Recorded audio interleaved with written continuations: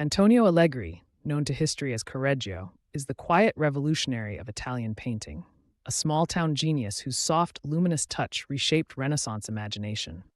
He painted the sky itself into the dome of Parma Cathedral, turning architecture into drama. He gave mythological nude figures a new, intimate sensuality, and he redefined how light sculpts flesh.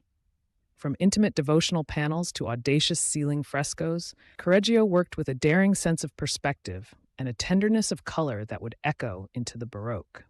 His brush seems to breathe, a perfume of shadow and highlight that makes angels whisper and clouds spin.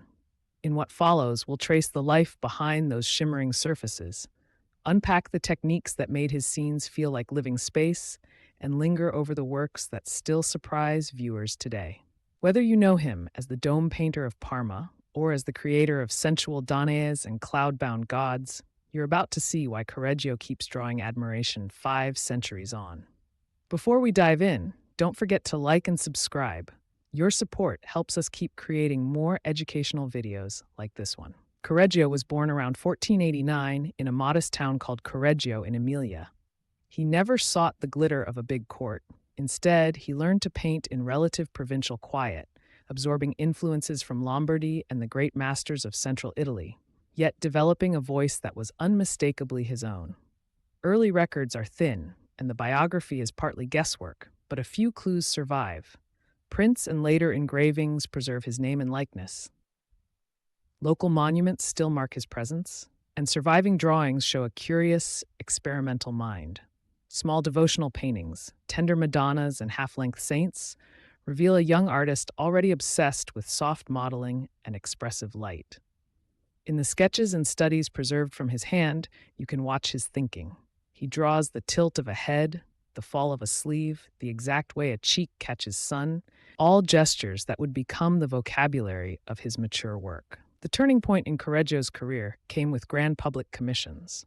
The most famous, and the one that made his name unforgettable, is the decoration of the dome of Parma Cathedral and the cupola of the adjacent church, especially the Assumption of the Virgin. Here, Correggio abandoned flat, hierarchical ceilings and painted an ascending torrent of angels, apostles, and clouds that dissolve into infinite sky. The effect is almost cinematic. Figures whirl upward toward a luminous Virgin, their foreshortened bodies and downcast faces, giving viewers on the nave the dizzying illusion of looking up into heaven itself. Contemporary viewers called it miraculous. Technically, these frescoes demanded an unprecedented mastery of perspective and an ability to model forms convincingly under extreme foreshortening. The Assumption remains the single work most associated with his genius and with the birth of illusionistic ceiling painting in Italy. What makes Correggio's work feel so alive? Start with light. Unlike some contemporaries who relied on crisp contours, Correggio softened edges and used gradual transitions, a near smoky sfumato, so forms emerge from atmosphere rather than from hard outlines. His colors lean warm and pearly, flesh gleams as if lit from within.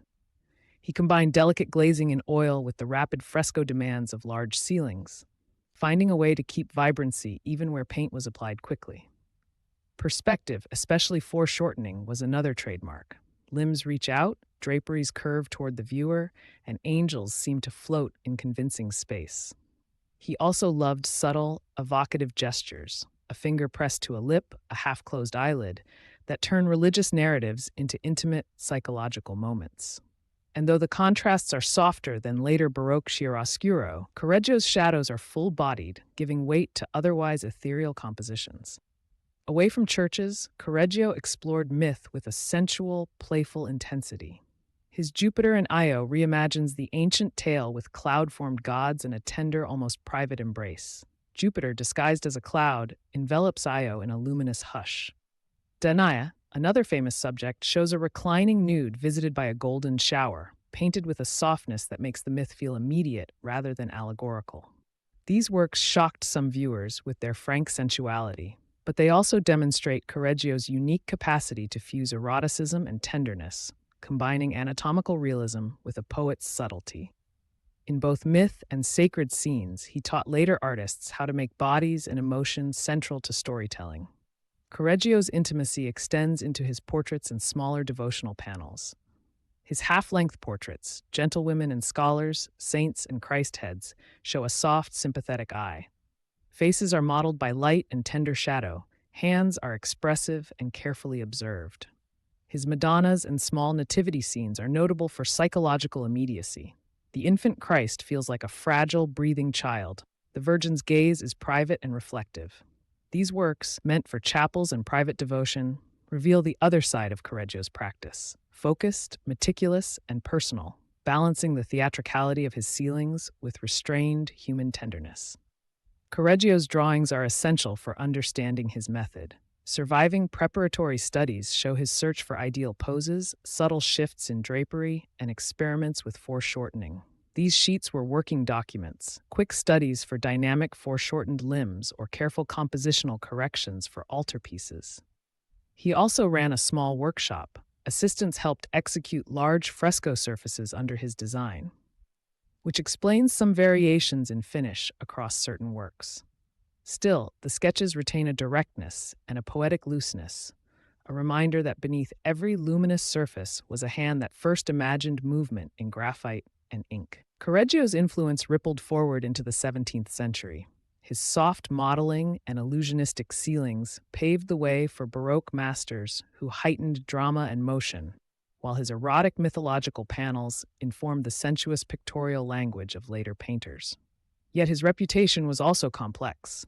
Some critics later dismissed him as sentimental, while others celebrated his daring. In recent centuries, scholarship has restored him to prominence, recognizing how radical his manipulation of space and light really was. Monuments in his hometown and copies of his compositions kept his memory alive. But it is the surviving originals, frescoes and canvases alike, that continue to astonish viewers and artists.